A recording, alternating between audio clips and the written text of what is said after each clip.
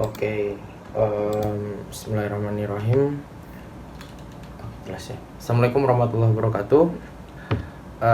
Halo teman-teman YouTube.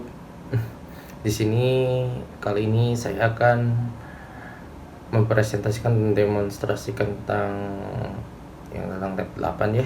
8 ini tentang auditing system information using MS Info 32, atau lebih jelasnya itu auditing sistem informasi, yang mengaudit sistem informasi menggunakan MS Info 32.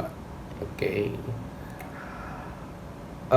Sekelas info mungkin ya, MS Info ini hampir mirip kayak device manager. Kalau teman-teman suka lihat pas di properties di my komputernya kan suka ada di PC atau nanti suka ada device manager.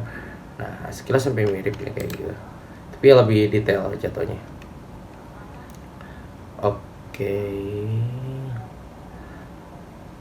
Hal pertama yang kita lakukan di sini, kita hanya perlu Windows dan Windows Run, terus MS Info 32. Oke, ntar.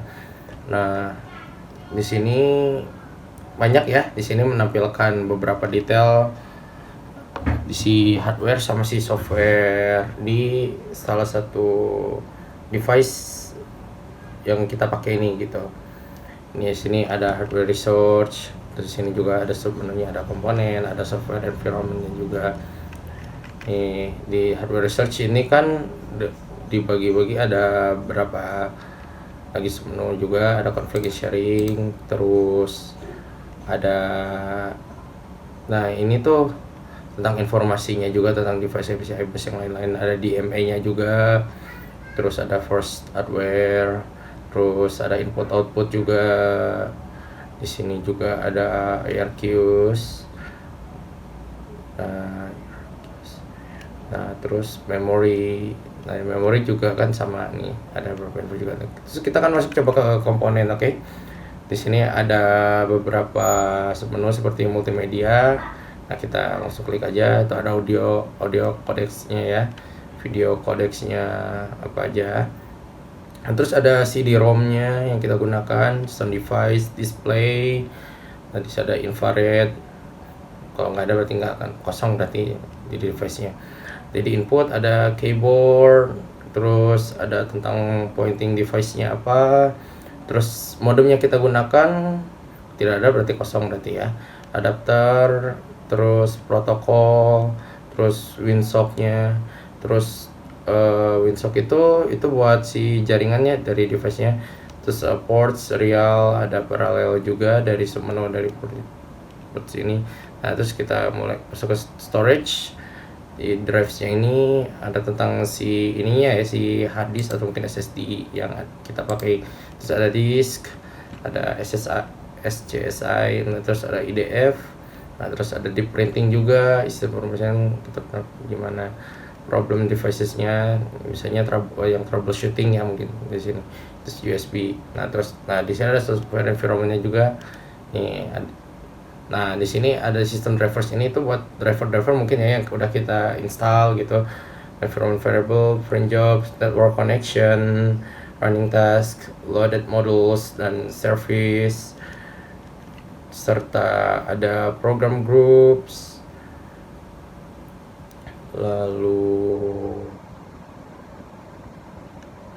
terus ada startup programs, juga ada OLE registration, terus ada Windows error reporting.